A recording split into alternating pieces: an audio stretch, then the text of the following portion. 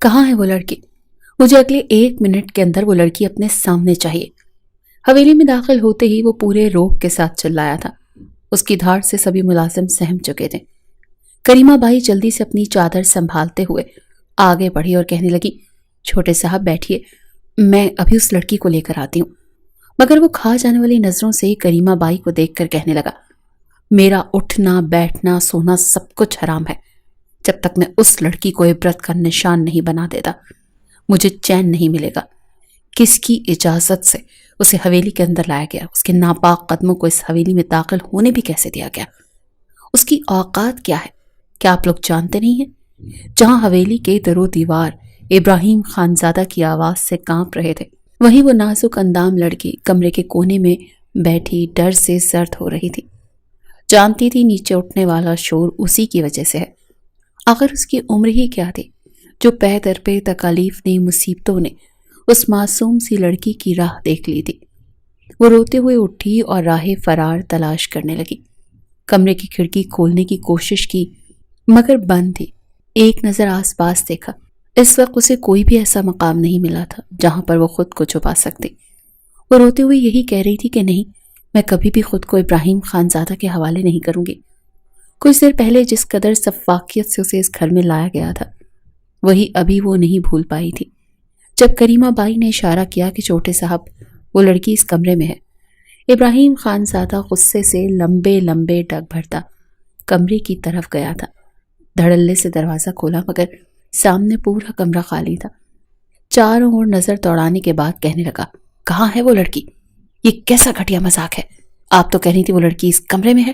کریمہ بائی بھی حیرت کی انگلی دبائے کہنے لگی کہ سچ ہی تو کہا تھا میں نے، اس لڑکی کو خود میں نے اس کمرے میں بند کیا تھا چھوٹے صاحب، اور ابھی آپ نے ہی آ کر یہ دروازہ کھولا۔ یہ سن کر ایک گہری مسکان ابراہیم خانزادہ کے چہرے پر پھیلی۔ اچھا، تو اس لڑکی کو چھپن چھپائی کھیلنے کا بہت شوق ہے۔ میں بھی بہت سے کھیلوں میں ماہر ہوں، شاید یہ لڑکی مجھ سے واقف نہیں ہے کہ میں پھر خود سے ہارنے والوں کا حشر کیا کرتا ہوں۔ یہ کہہ کر ابراہیم خانزادہ دروازے کو اندر سے لاک کر چکا تھا اور باہر سے اپنی روبدار آواز میں کریمہ بائی کو کہنے لگا کہ دروازے کو باہر سے کنڈی لگا دو، جب تک میں نہ کہوں دروازہ باہر سے مت کھولنا۔ کریمہ بائی بھی کانوں کو ہاتھ لگاتے گھبراتے ہوئے کہنے لگی، اب اس لڑکی کا تو اللہ ہی حافظ ہے، پتہ نہیں چھوٹے صاحب اس کے ساتھ کیا سلوک کریں گے۔ ابراہیم خانزادہ نے کمرے میں چاروں اور نظر دوڑائی۔ کمرے میں سامان ہی کتنا تھا، بیڈ تھا، ڈریسنگ ٹیبل تھا اور سامنے الماری موجود تھی۔ دھیرے دھیرے قدم بڑھاتا ابراہیم خانزادہ نے بیڈ کے نیچے دیکھا جہاں پر کوئی موجود نہیں تھا۔ الماری میں بیٹھی تھر تھر کانپ رہی تھی، اس کا سانس پھول رہا تھا۔ گھبراہٹ میں اس پر رکت طاری ہو چکی تھی اور پہلے اس نے کبھی بھی اتنا خوف محسوس نہیں کیا تھا جتنا اس وقت کر رہی تھی۔ جیسے جیسے قدم الماری کی طرف بڑھ رہے تھے اسے لگا جیسے آج اس کا سانس یہیں پر دم توڑ جائے گا۔ ایک جھٹکے سے ابراہیم خانزادہ نے الماری کھولی تھی۔ وہ جو بڑی مشکل سے خود کو الماری میں ایڈجسٹ کر کے بیٹھی تھی، اپنا توازن برقرار نہ رکھ سکی اور آ کر سیدھا ابراہیم خانزادہ کے مضبوط سینے سے ٹکرائی۔ ابراہیم خانزادہ نے بھی ایک لمحے کی دیری کیے بغیر اپنا ہاتھ اس کی کمر میں حائل کیا اور اسے اپنے سینے سے لگا کر الماری سے باہر نکال چکا تھا۔ وہ چھوئی موئی سی لڑکی ابراہیم خانزادہ کے لیے کوئی وزن ہی نہ رکھتی تھی۔ اپنے ایک ہی ہاتھ سے اسے اٹھا کر وہ اپنے سامنے کھڑا کر چکا تھا۔ ایک جھٹکے سے قرۃ العین نے اپنا آپ ابراہیم خانزادہ سے چھڑوایا۔ رو رو کر آنکھیں سوج چکی تھیں، گھبراہٹ سے پورا وجود تھر تھر کانپ رہا تھا۔ بال بکھرے تھے، ہونٹ پر ہلکا سا زخم کا نشان بھی تھا جو کچھ دیر پہلے اس گھر میں استقبال کے طور پر کسی تمغے کی طرح سجا دیا گیا تھا۔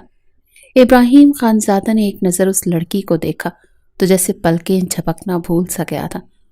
اس نے کبھی نہیں سوچا تھا کہ یہ لڑکی جسے اس گھر میں ونی کر کے لایا گیا تھا اس قدر خوبصورت بھی ہو سکتی ہے۔ عمر میں اس سے 12 سال چھوٹی تھی مگر اس وقت روتی سے سکتی ہوئی اس حالت میں بھی ابراہیم خانزادہ کے دل پر چھریاں چلا رہی تھی۔ گھبراتے ہوئے، سسکتے ہوئے، بڑی مشکل سے ہانپتے ہوئے سانس لے کر قرۃ العین دونوں ہاتھ جوڑ کر کہنے لگی کہ خدا کا واسطہ آپ کو مجھے معاف کر دیں، میں نے کچھ نہیں کیا، مجھے واپس اپنے بابا کے پاس جانے دیں، میں نے آپ کا کچھ نہیں بگاڑا، میرے ساتھ وہ سلوک مت کیجیے گا جو ونی میں آنے والی لڑکیوں کے ساتھ کیا جاتا ہے، میری کوئی غلطی نہیں ہے، وہ روتے ہوئے بڑی مشکل سے بول پا رہی تھی، مگر ابراہیم خانزادہ کا سارا غصہ تو جھاگ کی طرح جیسے کہیں بیٹھ ہی چکا تھا۔ اس کی نظریں اس وقت قرۃ العین کے گلابی ہونٹوں پر تھیں، جن پر ہلکا ہلکا زخم کی وجہ سے خون رس رہا تھا۔ ابراہیم خانزادہ نے بغیر بولے قدم اس کی طرف بڑھانا شروع کر دیے۔ جیسے جیسے ابراہیم خانزادہ کے قدم آگے بڑھ رہے تھے، قرۃ العین پیچھے قدم اٹھانے لگی، مسلسل رو رہی تھی، مگر اس وقت ابراہیم خانزادہ تو جیسے اس کی آنکھوں اور سسکیوں پر بہرا ہو چکا تھا۔ پیچھے دیوار لگ گئی اور آگے پتھر، دل ابراہیم خانزادہ، وہ تو جیسے ان کی بیچ میں پھنس کر رہ چکی تھی۔ جب آگے بڑھ کر وہ اس کے اتنے قریب ہو گیا کہ قرۃ العین اس کی سانسوں کو اپنے چہرے پر گرتا ہوا محسوس کرنے لگی۔ اپنے ہاتھ آگے بڑھا کر وہ قرۃ العین کے ہونٹ پر رکھ چکا تھا۔ ہلکا ہلکا رسنے والا خون ابراہیم کے ہاتھ پر لگا۔ قرۃ العین نے سسکی بھری تھی۔ ابراہیم خانزادہ نے وہ خون اپنی انگلیوں میں مسلنے کے بعد کہا کہ ان لبوں کو تو چھو کر میں الگ ہی دنیا کی سرشاری میں ڈوب جانا چاہتا ہوں، لیکن یہ کس کمبخت نے تمہارے ان ہونٹوں کو زخمی کیا ہے؟ بتاؤ مجھے۔ قرۃ العین کو لگا جیسے اس کے جسم سے روح جدا ہو جائے گی۔ یہ کیسا شخص تھا؟ یہ انسان تھا یا کوئی جن تھا جو اس پر مسلط کر دیا گیا تھا؟ گھبراتے ہوئے کہنے لگی، آپ میرے ساتھ کچھ بھی مت کریں، میں نے پہلے اس گھر میں اپنا استقبال ہوتا دیکھ لیا۔ خدا کے واسطہ آپ کو بار بار اس کی منتیں ترلے سن کر ابراہیم خانزادہ کہنے لگا، چپ کرو گی یا نہیں؟ جتنا پوچھا ہے اتنا جواب دو۔ تمہارے ہونٹوں پر یہ زخم کیسے ہوا؟ یہ تمہارے چہرے پر نیل اور سرخ نشان کیوں آئے؟ ابراہیم خانزادہ کی نیت اس لڑکی کو دیکھ کر بدل چکی تھی۔ وہ اس کے ساتھ آج کی رات وحشیانہ طریقے سے گزارنا چاہتا تھا، مگر اس کے چہرے پر موجود ان نشانوں کو دیکھ کر اسے شدید کوفت ہو رہی تھی۔ دروازہ کھول کر کریمہ بائی کو اندر بلوایا۔ کچھ دیر پہلے جو کچھ یہاں پر ہوا تھا، کریمہ بائی گھبراتے ہوئے ایک ایک لفظ بتانے لگی۔ کسی مجرم کی طرح اس لڑکی کو رسیوں سے باندھ کر حویلی کے بیچوں بیچ لایا گیا تھا۔ آنکھوں پر پٹی بندھی تھی، دونوں ہاتھ بندھے ہوئے تھے، جن میں موجود رسی کو سلطان دلاور خان کھینچ کر لا رہا تھا۔ رسی لا کر سیدھا زرینہ بیگم کے ہاتھ میں دی تھی اور اس لڑکی کو دھکا دے کر زرینہ بیگم کے قدموں میں گرا دیا گیا تھا۔ پھر کہنے لگا، حضور آپ کے چھوٹے بیٹے کی قاتل کی بہن ونی ہو کر یہاں پر لائی جا چکی ہے۔ اب آپ کی مرضی سے جلتے ہوئے کوئلوں پر چلائیں یا ہمارے پالتو کتوں کو نوچنے کے لیے چھوڑ دیں، یا پھر اس حویلی کا ایک ایک مرد اسے اپنی خواہشات کے لیے استعمال کرے۔ یہ اب ہماری ملکیت ہے۔ کسی نے ایک مرتبہ بھی اس معصوم سے لڑکی سے نہیں پوچھا تھا کہ آخر اس کی غلطی کیا ہے۔ اس سے پہلے کہ زرینہ بیگم اپنی آنکھوں میں غصہ لیے اسے کہتی، ایک زوردار تھپڑ اس کے اوپر پڑا تھا۔ تھپڑ مارنے والی کوئی اور نہیں بلکہ لیلا تھی۔ تھپڑ اتنا سناٹے دار تھا کہ اس کے ہونٹ پھٹ چکے تھے۔ وہ سسک سسک کر رونے لگی، رو کر کہنے لگی کہ میرا قصور کیا ہے؟ کیوں مارا جا رہا ہے مجھے؟ میں نے کوئی ظلم نہیں کیا کسی پر بھی، میں نے کسی کی جان نہیں لی۔ آخر کیسے لوگ ہیں آپ؟ جس نے غلط کیا وہ کھلا گھوم رہا ہے، اور مجھے کس جرم میں یہاں پر لایا گیا؟ زرینہ بیگم نے پہلی بار ونی میں آنے والی لڑکی کو زبان چلاتے دیکھا تو آگے بڑھ کر اسے بالوں سے پکڑ کر سامنے پڑے میز پر پٹکا تھا۔ وہ سسک رہی تھی، مگر زرینہ بیگم اسے دھکا دے کر کہنے لگی، زبان بند، خبردار جو میں نے تمہارے منہ سے ایک اور لفظ بھی سنا دو، اپنی اوقات مت بھولو ورنہ پل پل موت کے لیے تڑپو گی اور تمہیں موت نہیں آئے گی۔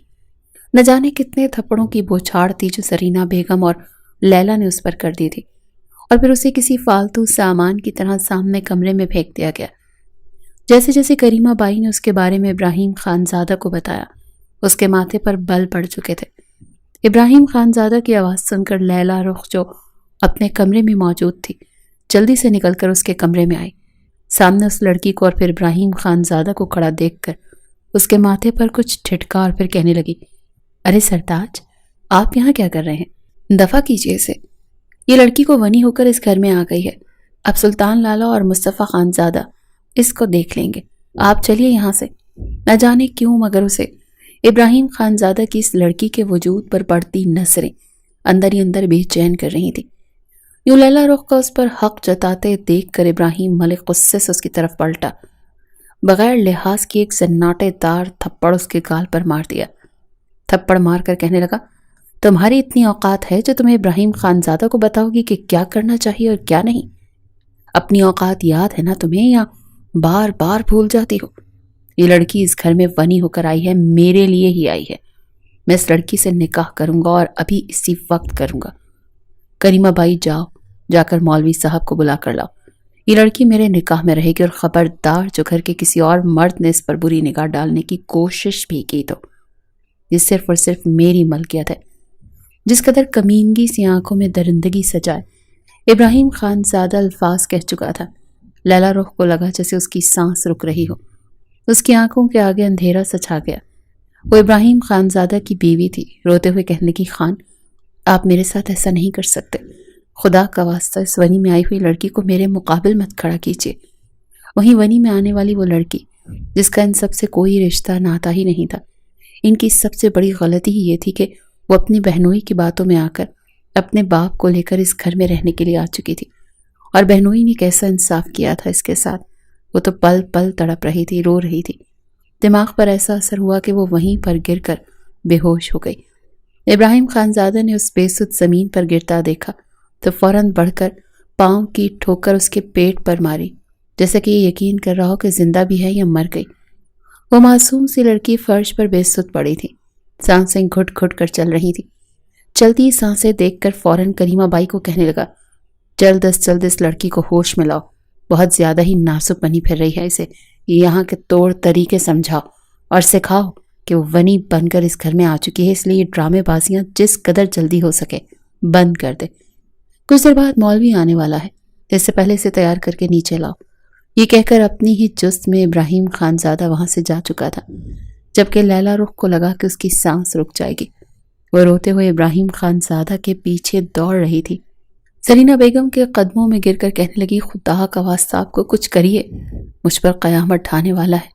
ونی میں تو وہ کمتر لڑکی آئی ہے، اس کے گھر والوں نے ہمارے چھوٹے خان کی سانسیں چھین لی، مگر اب آپ لوگ میری زندگی پل پل موت کیوں بنا رہے ہیں؟ پلیز بڑی بیگم خان کو سمجھائیں، میرے ساتھ ناانصافی مت کریں۔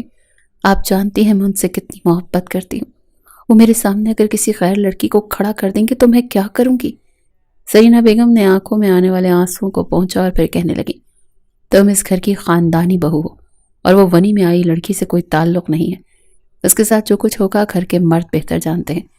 تم اسے اپنے پاؤں کی جوتی بنا کر رکھنا، وہ کبھی بھی تمہارے سامنے سر نہیں اٹھا پائے گی۔ مگر لیلا رخ تو یہ سوچ سوچ کر پریشان ہو رہی تھی کہ ابراہیم خانزادہ جس قدر حسن پرست ہے، وہ لڑکی جس قدر خوبصورت ہے، نہ جانے نکاح کے بعد بند کمرے میں کیا کچھ۔ زرینہ بیگم اس کے خدشات جان چکی تھی۔ ایک ہاتھ لیلا رخ کے سر پر رکھ کر پھر کہنے لگی، فکر مت کرو، وہ اس گھر کے مردوں کے لیے صرف کھلونا ہی رہے گی۔ بہتر ہے کہ ابراہیم کو مزید غصہ مت دلاؤ، ورنہ جانتی تو ہو گھر کے ملازموں کے سامنے بھی ذلیل کرنے سے باز نہیں آتا۔ لیلا رخ روتے ہوئے اپنے کمرے میں جا چکی تھی، مگر دل میں اس لڑکی کے لیے نفرت پہلے سے بھی زیادہ بڑھ چکی تھی۔ غصے سے روتے ہوئے کہنے لگی کہ کاش ارباز نہ مرتا، اپنے کرتوتوں کی وجہ سے موت کے گھاٹ اتر گیا، اور اب زندگی میری عذاب بن رہی ہے۔ خود تو ایک دفعہ مر کر منو مٹی تلے دفن ہو گیا، لیکن میرا کیا؟ میں کیسے ابراہیم کو اس لڑکی کے ساتھ ایک رات کے لیے بھیج سکتی ہوں؟ ایک رات تو کیا، نہ جانے کتنی راتیں ابراہیم اس لڑکی کے ساتھ گزارے گا، اسے بیوی کا درجہ دے گا، ونی سے کب گھر کی مالکن بن جائے گی کسے خبر۔ لیلا رخ یہ سوچ سوچ کر پریشان ہو رہی تھی۔ وہیں بے ہوش لڑکی کو دیکھ کریمہ بائی نے اس کے منہ پر پانی کے چھینٹے مارے۔ سرگوشی نما انداز میں کہنے لگی، پتہ نہیں کس ماں کی یہ حسین لڑکی ہے، کتنی خوبصورت، جیسے اس دنیا کی ہو ہی نہ، ارے پیدا ہوتے ہی مر جاتی تو اچھا تھا۔ یہ حویلی کے مکین نہ جانے تمہارے ساتھ کیا سلوک کریں گے۔ کریمہ بائی کی آنکھوں میں بھی آنسو آ چکے تھے۔ 17 سالہ لڑکی سے اسے ہمدردی سی ہو رہی تھی۔ ہوش میں آتے ہی گھبراتے ہوئے قرۃ العین رونے لگی، روتے ہوئے کہنے لگی، مجھے کسی سے نکاح نہیں کرنا، مجھے ونی نہیں بننا، لڑائی تو میرے بہنوئی نے کی تھی، قانون اور انصاف کے مطابق تو سزا انہیں ملنی چاہیے تھی، مجھے کس لیے یہاں پر لایا گیا ہے۔ وہ روئی جا رہی تھی، مگر کریمہ بائی اس کے سامنے ایک سرخ رنگ کا لباس رکھ کر کہنے لگی، چپ چاپ یہ کپڑے پہن لو، تمہارا ابراہیم خان کے ساتھ نکاح ذرا سی بھی چون چرا کرو گی تو تمہیں نہ جانے کتنی مزید مصیبتیں سہنا پڑیں گی۔ گھبرائے ہوئے انداز میں اینی نے ان کپڑوں کو دیکھا جو اسے اپنے لیے کفن لگ رہا تھا، زبردستی ہی صحیح، مگر کریمہ بائی اسے دلہن بنا چکی تھی۔ اجڑی ہوئی حالت میں بیٹھی، وہ رہ رہ کر اپنے اسے باپ کا خیال آ رہا تھا، جو بستر پر لیٹا شاید اس بات سے بھی انجان تھا کہ اس کی بیٹی نہ جانے کس تکلیف سے گزر کر آج اس نوبت کو پہنچ چکی ہے۔ اگر وہ ہوش و حواس میں ہوتے تو شاید یہ دیکھ کر ہی مر چکے ہوتے۔ قرۃ العین کو بڑی شدت سے وہ وقت یاد آنے لگا جب اس کی زندگی بھی باقی لوگوں کی طرح بے حد خوشحال تھی۔ قرۃ العین کی عمر اس وقت 5 سال تھی جب وہ گھر میں بیٹھی مٹی کے کھلونے بنا رہی تھی کہ اس کے ماں باپ مسکراتے ہوئے گھر میں داخل ہوئے۔ وہ اور اس کی بڑی بہن اندلیب دونوں ہی بھاگ کر ماں باپ کے پاس آئے تھے۔ جب ظفر صاحب نے مسکرا کر اپنی دونوں بیٹیوں کو اپنے سینے سے لگایا اور کہنے لگے، بیٹا، اللہ تعالیٰ نے میری زندگی میں ایک اور نعمت بھیجنے کا فیصلہ کر لیا۔ تمہارا بہن یا بھائی اس دنیا میں آنے والا ہے۔ یہ سن کر وہ دونوں لڑکیاں ہی خوشی سے چہک اٹھی تھی۔ اندلیب کہنے لگی، مجھے تو ایک اور بہن ہی چاہیے۔ یہ عینی کی بچی تو ہر وقت لڑتی جھگڑتی رہتی ہے۔ اس کے کھلونوں کو ہاتھ لگا لو تو اتنا شور مچاتی ہے۔ مجھے یہ بالکل بھی پسند نہیں۔ آپ اسے کسی اور کو دے دیں، مجھے تو بس اپنی نئی بہن ہی چاہیے۔ جبکہ وہ عینی صدا کی ضدی فوراً بڑی بہن کو دھکا دے کر کہنے لگی، کیوں؟ تم چلی جاؤ نا کہیں۔ میں کیوں جاؤں؟ مجھے تو تمہیں ایک بہن ہی کافی ہو۔ ہر وقت بڑی ہونے کا روب جھاڑتی رہتی ہو۔ مجھے تو ایک بھائی ہی چاہیے، ٹھیک ہے نا امی؟ آپ مجھے ایک بھائی دیں گی نا؟ عینی اور اندلیب کی باتیں سن کر شازیہ بیگم تو مسکرا گئی تھی۔ کہنے لگیں کہ یہ اللہ کی ذات ہی ہم پر مہربانی کر سکتی ہے۔ دیکھتے ہیں تم دونوں بہنوں میں سے کس کی دعاؤں میں اثر ہوتا ہے اور اللہ تعالیٰ نے تم دونوں میں سے کس کی سنتا ہے۔ دونوں بہنیں تو اس دن کے بعد سے 5 وقت کی نمازی بن چکی تھی۔ جب بھی قرآن پاک پڑھتی، نماز پڑھتی تو بس یہی دعا ان کے لبوں پر ہوتی کہ اللہ تعالیٰ انہیں بھائی دے، جبکہ دوسری بہن کی ضد تھی کہ نہیں، مجھے تو ایک بہن ہی چاہیے۔ وقت یوں ہی آنکھ مچولی کرتا ہوا گزر گیا۔ 9 ماہ پورے ہو چکے تھے جب اچانک شازیہ کی طبیعت خراب ہونے لگی۔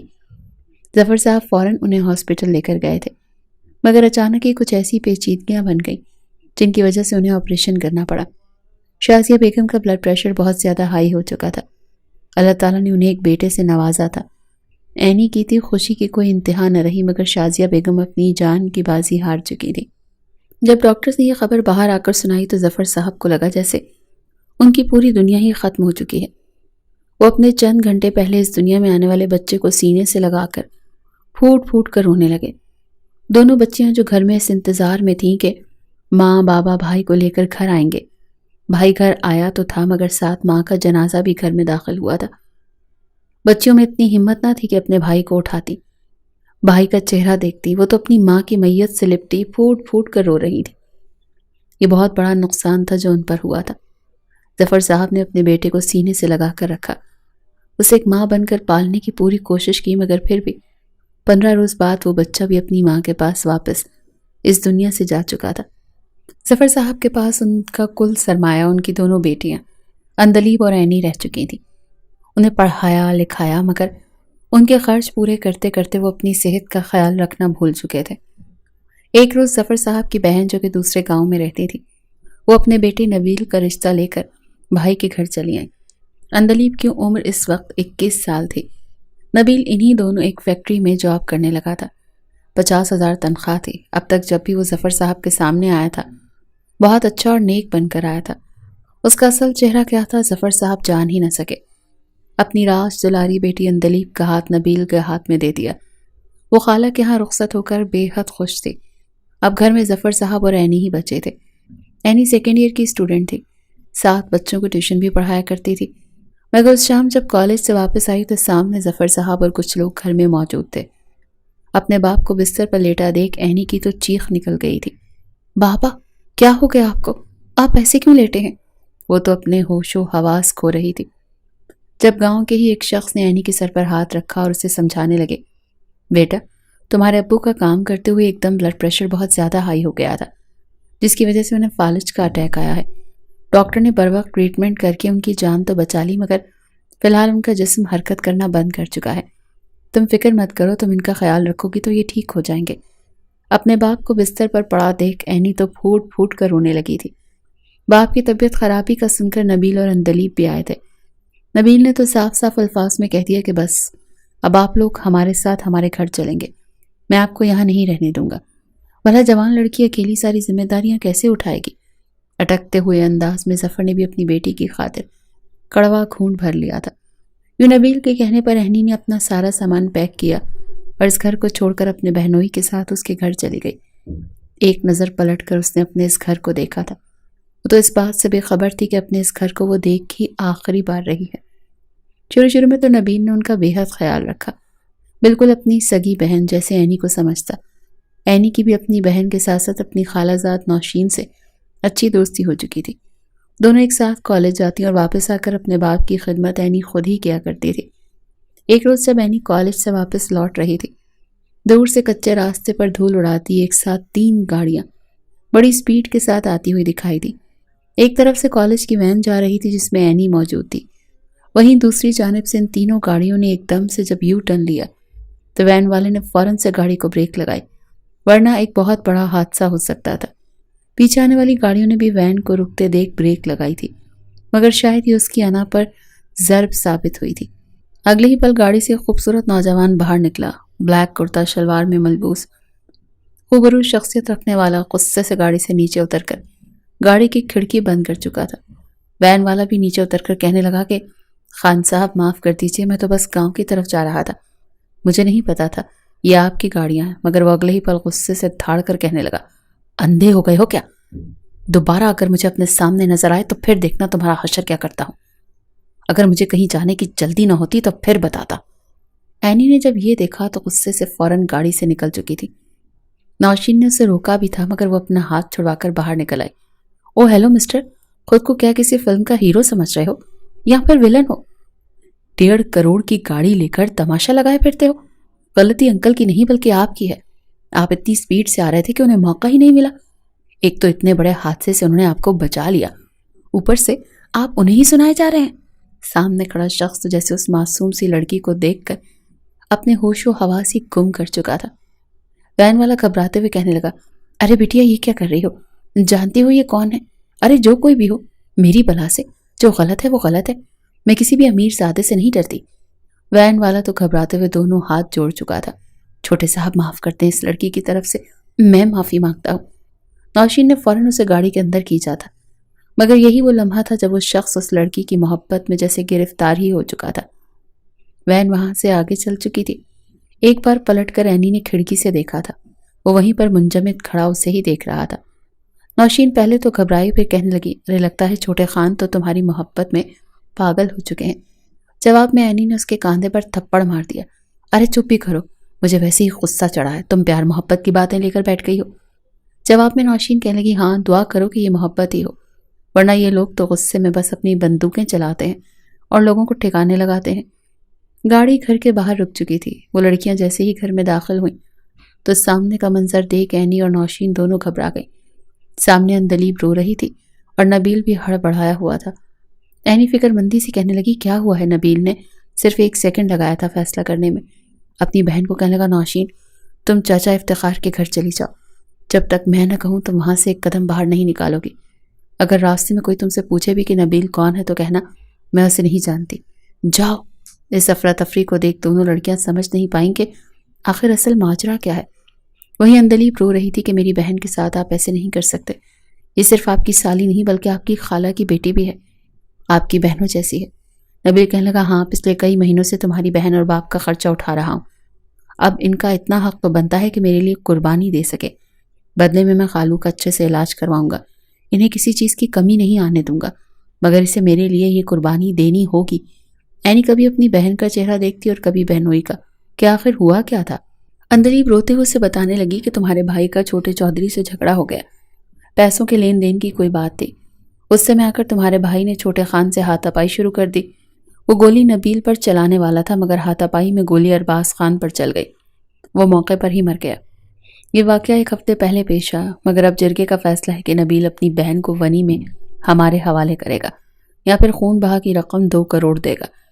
اینی کے وجود میں تو جیسے کسی نے ایک ساتھ لا تعداد سوئیاں چبھوئی تھی۔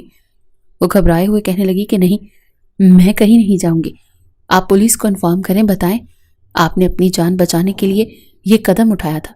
مگر سنتا کون؟ نبیل نے اپنی بہن کو تو بچا لیا مگر اپنی سالی کو ونی کی بھیڑ چڑھا دیا تھا۔ ایک آخری بار اس نے التجائیہ نظروں سے زرینہ بیگم کو دیکھا جو اسے ہی حقارت بھری نظروں سے دیکھ رہی تھی۔ کہنے لگی، لڑکی میرا جی چاہتا ہے کہ میں تمہیں نوچ نوچ کر تمہارے ٹکڑے کر ڈالوں۔ تمہارے بھائی نے میرے بیٹے کی جان لے لی، تم جیسے لوگ ایسے ہی ہٹ حرام ہوتے ہیں، تم لوگوں پر احسان کر دیا جائے تو خود کو ہمارے برابر سمجھنے لگتے ہو۔ تمہیں یہاں پر جس قدر تکلیف دی جائے گی تمہارا وہ بھائی وہاں پر بیٹھ کر محسوس کرے گا، شاید اسی طرح ہمارے دل کو ٹھنڈک پہنچ سکے۔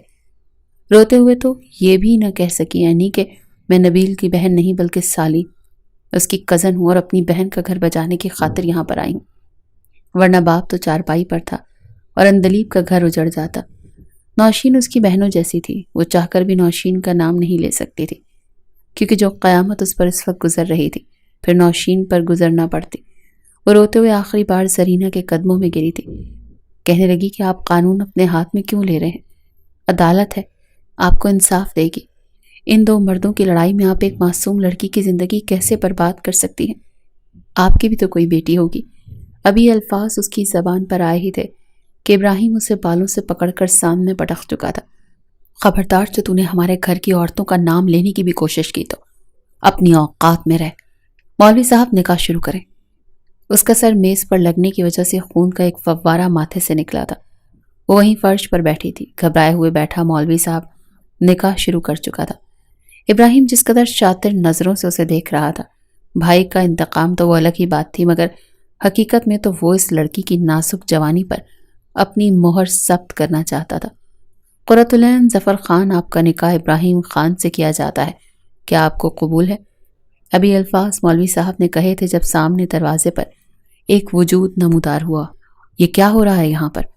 اس آواز پر سبھی چونکے۔ روتی ہوئی اینی نے سمجھا کہ شاید کوئی مسیحا اس کی مدد کے لیے آیا ہے۔ اس نے نظریں اٹھا کر دیکھا تو اس کے پیروں کے نیچے سے زمین نکل چکی۔ مصطفیٰ خان، ابراہیم اس ونی میں آئی لڑکی سے نکاح کر رہا ہے۔ آنکھوں میں آئے آنسو لیے وہ جھٹ سے کھڑی ہوئی تھی، دونوں ہاتھ جوڑ کر اس شخص کی طرف بھاگی تھی کہ شاید وہ مدد کر دے، مگر جب غور سے چہرہ دیکھا تو دماغ میں گھنٹیاں بج چکی تھی، کیونکہ یہ تو وہی خان تھا جس سے وہ سڑک پر اچھی خاصی باتیں سنا کر آ چکی تھی۔ چھوٹے بھائی کے مارے جانے کا دکھ اپنی جگہ تھا، مگر وہ بھی ایک پڑھا لکھا نوجوان تھا اور پولیس عدالت کے ذریعے انصاف چاہتا تھا۔ وہ تو کسی لڑکی پر بھی ظلم ہوتا نہیں دیکھ سکتا تھا، مگر جب اپنے سامنے کھڑی اینی کو دیکھا تو جیسے ہوش و حواس سے بیگانہ ہی ہو چکا تھا۔ رو رو کر سوجی ہوئی آنکھیں، چہرے پر زخموں اور نیل کے نشان دیکھ کر وہ تڑپ سا چکا تھا۔ ایک نظر اینی پر ڈالنے کے بعد اس نے ابراہیم کو دیکھا، کہنے لگا یہ کیا کر رہے ہیں آپ؟ یہ جانتے ہوئے بھی کہ آپ پہلے سے شادی شدہ ہیں، ایک لڑکی کے ساتھ آپ اس طرح کا رویہ کیسے رکھ سکتے ہیں؟ کوئی اس سے شادی نہیں کرے گا، سنا آپ نے؟ ابراہیم ملک نے خود سے چھوٹے لڑکے کو بولتے دیکھا تو کہنے لگا مصطفیٰ، شاید تم بھول رہے ہو، والد صاحب کے جانے کے بعد میں اس گھر کا بڑا ہوں۔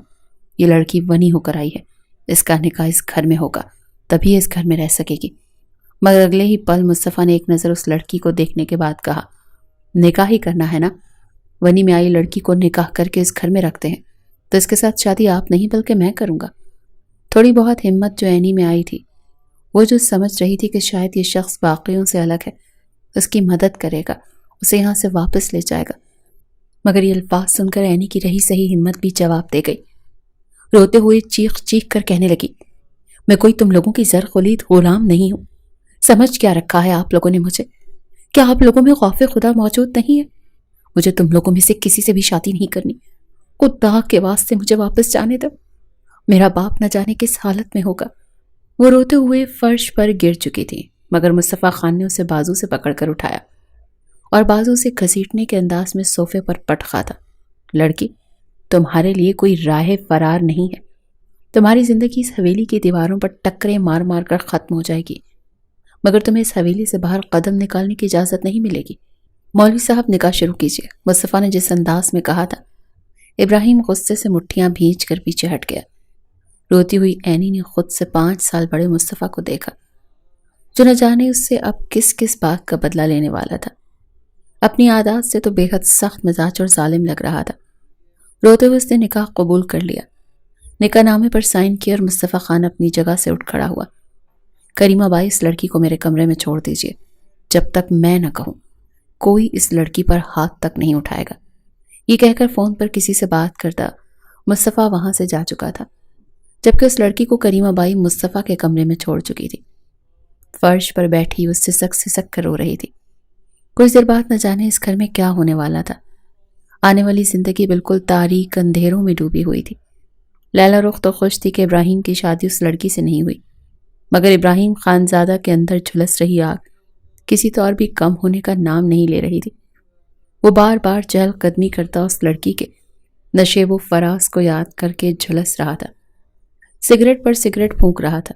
اس نے سوچ رکھا تھا کہ آج کی رات اس لڑکی کی اذیت ناک رات بنا دے گا، اس کی جوانی کو نوچ کھائے گا، پل پل تڑپے گی، روئے گی، سسکے گی، مگر وہ اس کی سسکیوں پر بالکل بھی رحم نہیں کرے گا، اس کے وجود کے ایک ایک حصے پر اپنی مہر ثبت کرے گا۔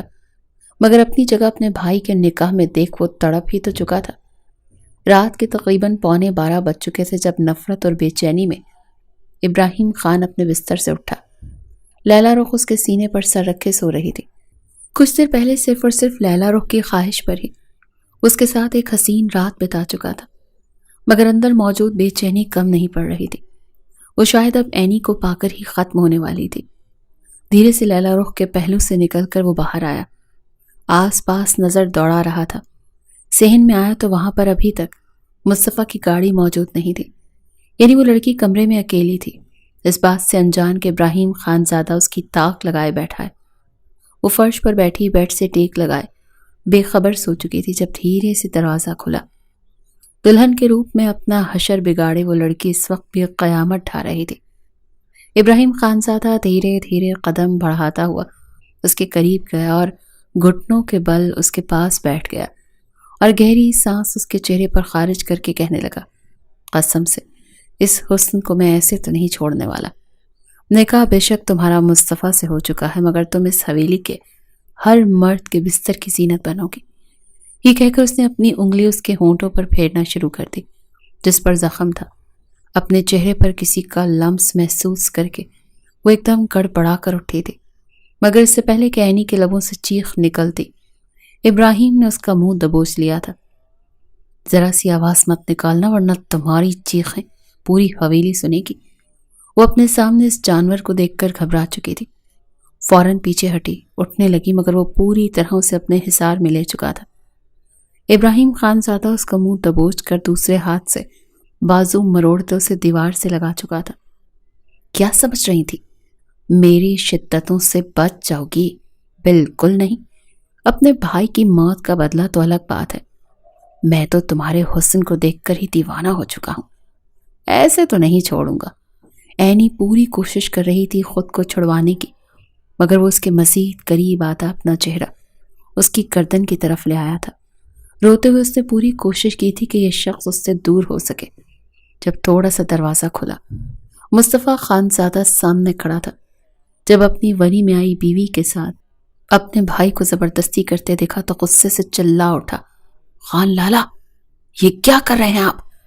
اپنی زندگی میں آج تک اس نے کبھی اپنے خان لالا سے بدتمیزی نہیں کی تھی، مگر آج وہ خان لالا کو گریبان سے پکڑ کر ایک زوردار تھپڑ ان کے منہ پر مار چکا تھا۔ تھو ہے آپ کے کردار پر، شرم آنی چاہیے آپ کو۔ مجھے تو آپ کو لالا کہتے ہوئے بھی کوفت محسوس ہو رہی ہے۔ آپ میری عزت پر ہاتھ کیسے ڈال سکتے ہیں؟ یہ بیوی ہے میری۔ مصطفیٰ خان کا سفید چہرہ سرخ ہو چکا تھا۔ وہ جس انداز میں دھاڑا تھا ابراہیم خانزادہ کو لگا جیسے وہ یوں پکڑے جانے پر مر ہی جائے گا۔ اگلے پل کہنے لگا، ہوش میں آؤ، بھائی ہوں میں تمہارا، باپ کی طرح پالا ہے میں نے تمہیں۔ یہ لڑکی اس گھر کے ہر مرد کے بستر کی زینت بننے کے لیے آئی ہے، یہ ونی ہو کر آئی ہے۔ مزید کچھ ابراہیم خانزادہ کہتا مصطفیٰ چلا اٹھا تھا، چپ، بالکل چپ، خبردار جو یہ گندے الفاظ آپ نے اس معصوم باکردار لڑکی کے لیے استعمال بھی کیے تو۔ گھبرائی ہوئی اینی دیوار سے لگی رو رہی تھی، کانپ رہی تھی۔ گھر کے سبھی افراد جاگ کر وہاں پر آ چکے تھے۔ سرینا بیگم نے تو دونوں بیٹوں کو آ کر چھڑوایا تھا، سلطان خان نے بھی الٹا مصطفیٰ کو ہی ڈانٹا تھا۔ کریمہ بائی کو کہنے لگے، پکڑو اس لڑکی کو اور لے جاؤ جانوروں کے باڑے میں، یہ لڑکی اس حویلی میں نہیں رہے گی۔ اینی گھبرائے ہوئے انداز میں مصطفیٰ کا بازو پکڑ چکی تھی۔ جو بھی تھا جیسا بھی تھا، مگر اسے اس وقت مصطفیٰ ہی اپنا مسیحا لگ رہا تھا۔ مگر سلطان خان کے قہر کے آگے مصطفیٰ کو بھی خاموش ہونا پڑا۔ وہ ابراہیم خان سے بڑا تھا، مگر گھر کے فیصلوں کی ذمہ داری اس نے ابراہیم خان کو ہی دے رکھی تھی۔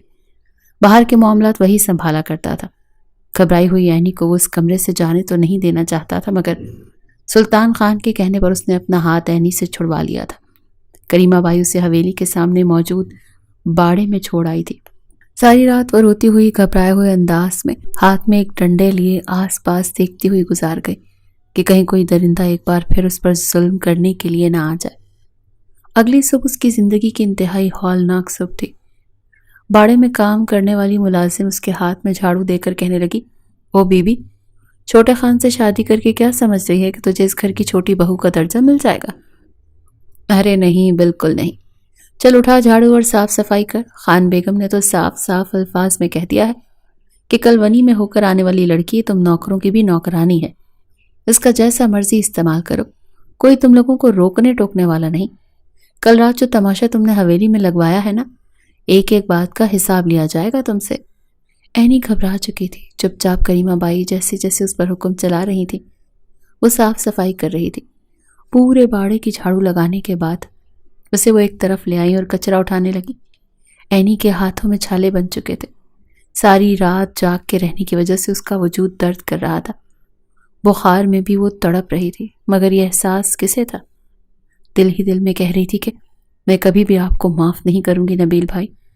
اپنے ہاتھوں سے اٹھنے والے چھالوں پر ایک نظر ڈال کر جیسے اس نے کچرے کی طرف ہاتھ بڑھائے کہ اگلے ہی پل باڑے میں مصطفیٰ خان زادہ داخل ہوا، جو کب سے حویلی سے اس لڑکی کو کام کرتے ہوئے دیکھ رہا تھا۔ اسے تو وہ پہلی ہی نظر میں شوخ، چنچل اور پر اعتماد لڑکی کے طور پر بھائی تھی، مگر یہ حویلی اور اس حویلی کے اصول اسے اندر تک توڑ چکے تھے۔ ارباز خان اپنی غلطی کی وجہ سے مارا گیا تھا، یہ بات اس حویلی کا ہر شخص جانتا تھا، مگر جان بوجھ کر اپنا پیسہ اور حکمرانی اور تانا تو اس گھر کے لوگوں کا شیوا تھا۔ جیسے ہی وہ باڑے میں داخل ہوا تو فوراً سر جھکا کر نوکرانی سلام کرنے لگی۔ مصطفیٰ کی طرف دیکھے بغیر جیسے ہی اس نے کچرے کی طرف ہاتھ بڑھایا تو مصطفیٰ نے اسے تھام لیا، کہنے لگا، یہ کیا کر رہی ہو تم؟ ہاتھ صاف کرو اپنے۔ جواب میں وہ گھبراتے ہوئے کہنے لگی کہ اس گھر کے مردوں کے ہاتھ کا کھلونا بننے سے تو بہتر ہے کہ میں یہ سارے کام کر لوں۔ نہ کرتا گناہ کی سزا مل رہی ہے تو کم از کم میری عزت تو محفوظ رہے۔ جو حالت اس کی ہو رہی تھی، مصطفیٰ نے اپنی انگلیاں اس کے ماتھے پر رکھ دی۔ بخار میں تپتا وجود دیکھ کر وہ کہنے لگا، چلو میرے ساتھ، تمہیں تو تیز بخار ہو رہا ہے، چلو میں تمہیں ڈاکٹر کے پاس لے کر چلتا ہوں۔ اینی انکار کرنے لگی، کہنے لگی، میری دوا صرف میرے بابا ہیں، آپ مجھے میرے بابا کے پاس لے جائیں۔ مگر مصطفیٰ اس کا ہاتھ پکڑے ہوئے اسے اپنے ساتھ گاڑی میں بٹھا چکا تھا۔ نوکرانی سارا ماجرا دیکھنے کے بعد سیدھا حویلی کے اندر بھاگی تھی۔ غضب ہو گیا خان بیگم، غضب ہو گیا، یہ تو حویلی کے نسل در نسل چلے آ رہے دستور ہی بدل گئے۔ نوکرانی نے جب لگائی بجائی کرنا شروع کی تو زرینہ بیگم، جو ابھی ابھی اٹھ کر اپنے کمرے سے باہر آئی تھی، اس نوکرانی کو دیکھ کر کہنے لگی، کیا غضب ہو گیا، اب کیا قیامت آ گئی؟ ایک تو جب سے یہ لڑکی اس گھر میں آئی ہے ہم پر تو بس قیامتیں ہی ٹوٹ رہی ہیں، اب کیا ہو گیا؟ وہ نوکرانی کہنے لگی، آج تک اس خاندان میں ونی ہو کر آنے والیوں کے ساتھ کیسا سلوک برتا گیا، وہ کسی سے بھی ڈھکا چھپا نہیں ہے۔ ارے پہلے زمانے میں تو ونی میں آنے والی لڑکیوں کو چنوا دیا جاتا تھا، مگر یہ کیسی لڑکی ہے؟ کل نکاح ہوا اور آج چھوٹے خان اسے اپنے ساتھ گاڑی میں بٹھا کر بڑے ہسپتال لے کر گئے ہیں۔ ہلکا سا بخار ہی تو ہوا تھا، ابھی تو اس نے یہاں پر بڑی تکلیفیں سہنی تھی۔ ارے ناس مٹی اس ظالم کی، جس نے ہمارے چھوٹے خان ارباز بابا کو کتنی بے رحمی سے مار دیا، اور یہاں ہمارے چھوٹے خان ہیں جن کو اپنے بھائی کی موت کی پرواہ ہی نہیں اور اس لڑکی کو لے کر گھوم رہے ہیں۔ زرینہ بیگم تو غصے سے بفر اٹھی تھی۔ لیلا رخ کہنے لگی، مجھے تو لگتا ہے مصطفیٰ کے دل میں پہلے اس لڑکی کے لیے کچھ تھا، تبھی وہ اس کا اتنا خیال کر رہا ہے۔ زرینہ بیگم غصے سے اپنے ہاتھ بھیج چکی تھی۔ وہ ہاسپٹل پہنچ چکے تھے۔ ڈاکٹر نے دوا دینے کے بعد کچھ دیر وہیں پر اینی کو آرام کرنے کو کہا۔ جس طرح اینی کی حالت تھی، ڈاکٹر کہنے لگے، ایسے لگ رہا ہے جیسے ان پر کسی نے بے تحاشا ظلم کیا ہے۔ ڈاکٹر نے اینی کو سکون کے انجیکشن لگا دیا تھا۔ وہ وہیں پر سو چکی تھی، اپنے دونوں ہاتھ پس پشت باندھے۔ مصطفیٰ خان زادہ کتنی دیر اس لڑکی کو دیکھتا رہا، جیسے جیسے اس کے سراپے پر اپنا دھیان کر رہا تھا۔ اس کے دل میں محبت جوش مار رہی تھی۔ دل ہی دل میں وہ سوچ چکا تھا کہ یہ لڑکی میری پہلی نظر کا پیار ہے۔ اب تک کوئی بھی مصطفیٰ خان زادہ کو بہکا نہیں پایا۔ اس لڑکی میں کچھ تو خاص ہے جو مصطفیٰ خان زادہ اس کی طرف کھینچا چلا گیا ہے۔ اس لڑکی کو وہ اب کسی کے ہاتھوں ضائع ہونے نہیں دے گا۔ 3 گھنٹے پرسکون سونے کے بعد اینی کی جب آنکھ کھلی تو مصطفیٰ کمال وہیں سامنے ہی بیٹھا تھا۔ گھبراتے ہوئے اس نے فوراً سے کنولا اپنے ہاتھ سے اتارنا چاہا، مگر مصطفیٰ اس کا ہاتھ تھام چکا تھا۔ پریشان مت ہو، سب کچھ ٹھیک ہے، ریلیکس، ابھی نرس آ کر تمہارا کنولا خود اتار دے گی، بس تھوڑی سی ڈرپ رہ گئی ہے۔ مصطفیٰ کا نرم لہجہ دیکھ کر رہنی گھبرا چکی تھی۔ اسے خود سے گھبراتا دیکھ کر کہنے لگا، ڈر کیوں رہی ہو؟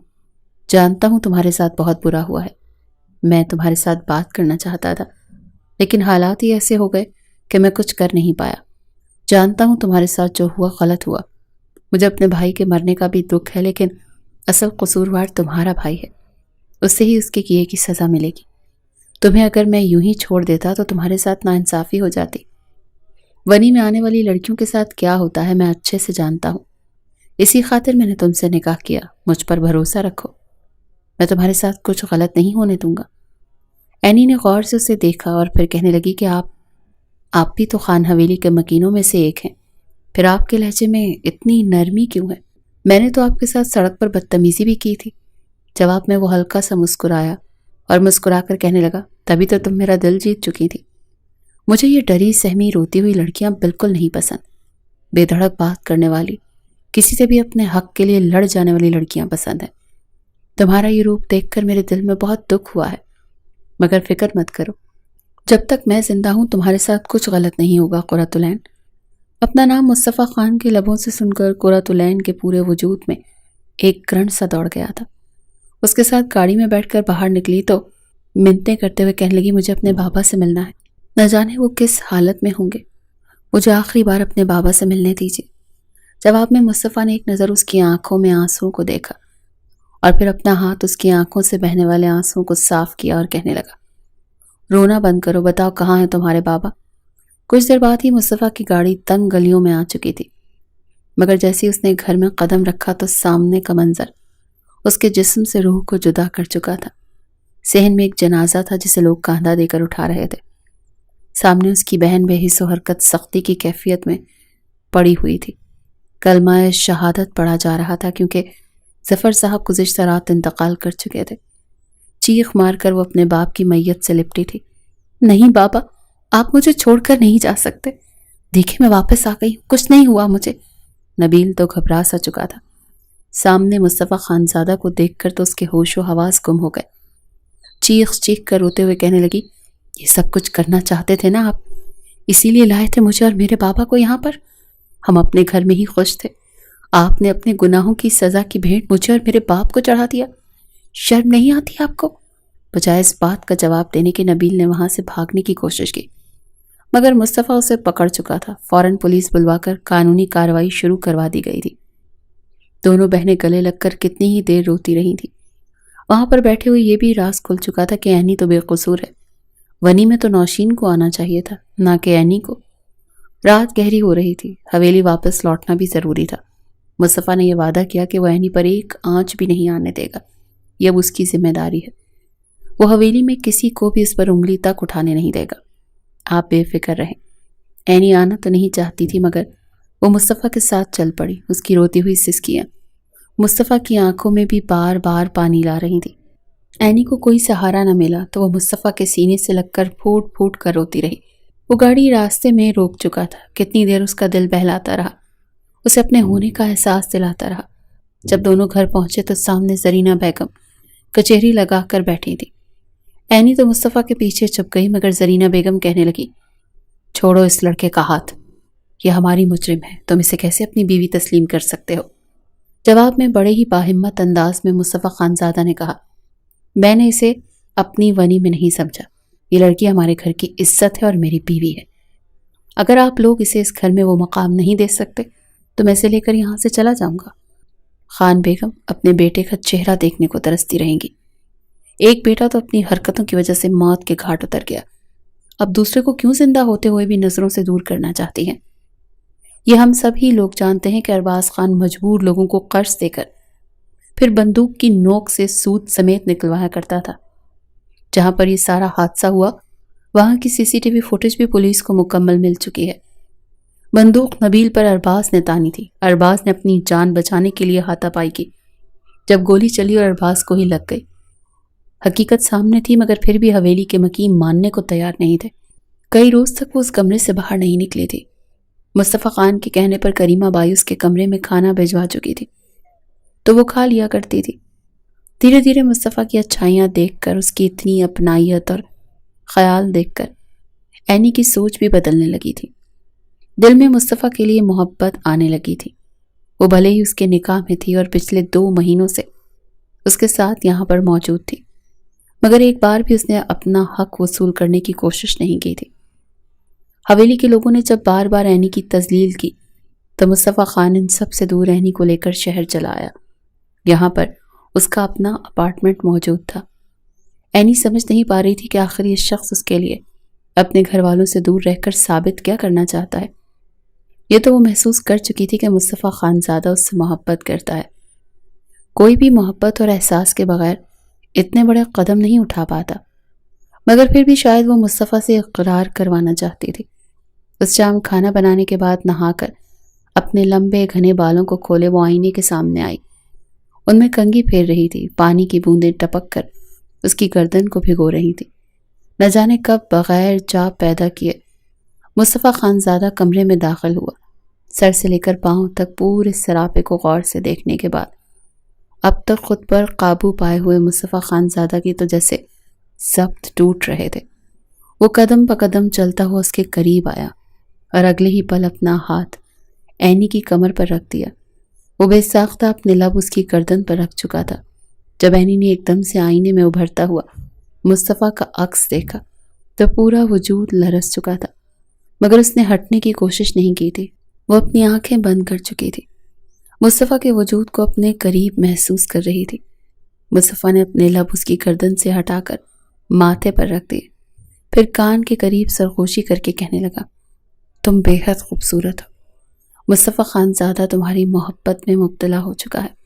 اس لا علاج مرض کی دوا صرف اور صرف تم ہو۔ تمہیں پا کر میں مزید تمہارے عشق میں سرشار ہو جانا چاہتا ہوں۔ اینی کچھ کہنا چاہتی تھی، مگر مصطفیٰ خان زادہ کی شدتوں کو دیکھ کر وہ کچھ بول ہی نہ پائی۔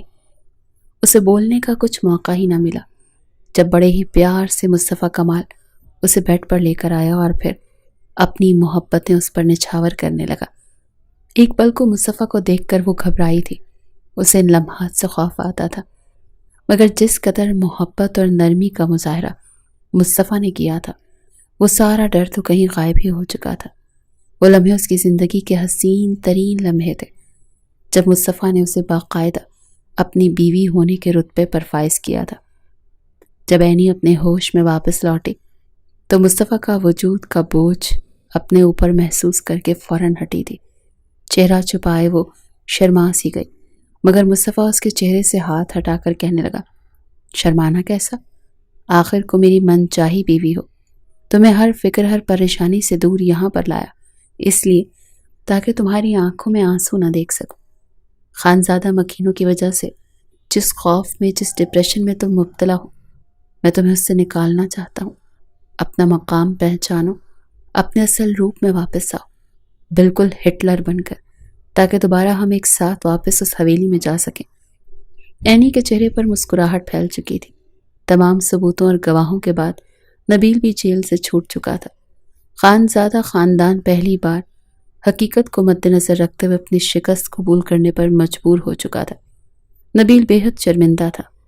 جیسے تیسے ڈھونڈتے ہوئے وہ اینی تک پہنچا تھا، ہاتھ جوڑ کر روتے ہوئے معافی مانگی تھی کہ مجھے معاف کر دو، میں نے تمہارے ساتھ غلط کیا۔ اگر مصطفیٰ خان نہ ہوتا تو نہ جانے آج تم کیسے کیسے بھیڑیوں کے ہتھے چڑھ چکی ہوتی۔ صرف اور صرف اپنی بہن کی خاطر اور اس پورے حادثے میں مصطفیٰ خان کے مل جانے پر وہ اپنی بہنوئی کو معاف کر چکی تھی، مگر اس شرط پر کہ وہ اس کی بہن کو خوش رکھے گا، آنکھ میں آنسو نہیں آنے دے گا۔ بار بار زرینہ بیگم اسے واپس گھر آنے کو کہہ رہی تھی، مگر مصطفیٰ خان کا کہنا تھا کہ میں تبھی آؤں گا جب میری بیوی کو اس گھر میں وہی عزت ملے گی جو لیلا رخ کو ملتی ہے۔ مجبوراً بیٹے کی خاطر انہیں ماننا پڑا۔ اس شام ایک شاندار دعوت کا اہتمام کیا گیا تھا۔ جب قرۃ العین مصطفیٰ خان زادہ کے ساتھ اس کا بازو تھامے گھر میں داخل ہوئی تھی، گھر کے مکینوں کے لیے اسے اپنی بہو تسلیم کرنا مشکل تھا، مگر یہ تمام لہجے اور انداز قرۃ العین کا برے نہیں لگ رہے تھے۔ وہ بالکل مصطفیٰ خان زادہ کی پرچھائی لگ رہی تھی۔ آج تک مصطفیٰ خان زادہ کے سامنے زرینہ بیگم کی بھی نہیں چلی تھی۔ بھلا اس کی بیوی پر کیسے کوئی اپنی من مرضی چلا سکتا تھا؟ دونوں واپس اس گھر میں آ چکے تھے۔ دھیرے دھیرے زرینہ بیگم کا رویہ بھی اس کے ساتھ ٹھیک ہو گیا، جیسے جیسے وہ حقیقت سے آشنا ہوئی۔ وہ دن ان کی زندگی کا سب سے حسین ترین دن تھا جب قرۃ العین نے خوشی سے گہری سانس خارج کی تھی۔ مصطفیٰ خانزادہ نے ایک نظر اسے دیکھنے کے بعد کہا کہ آج تو ہماری بیوی قیامت ٹھا رہی ہیں۔ اپنی چھوٹی نازک سی بیوی کے ساتھ کیا آج کی رات تھوڑی شرارت کر لیں؟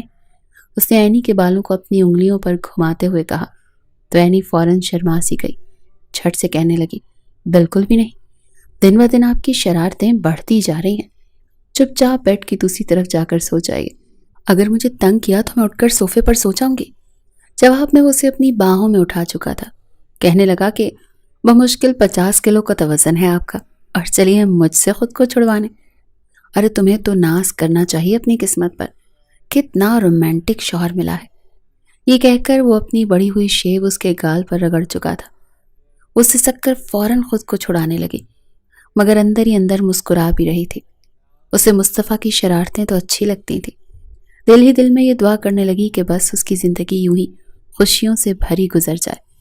اگر اس گھر میں مصطفیٰ خانزادہ نہ ہوتا تو، یا وہ بھی خاندان کے باقی مردوں جیسے ہوتا تو، نہ جانے آج قرۃ العین کس حال میں ہوتی۔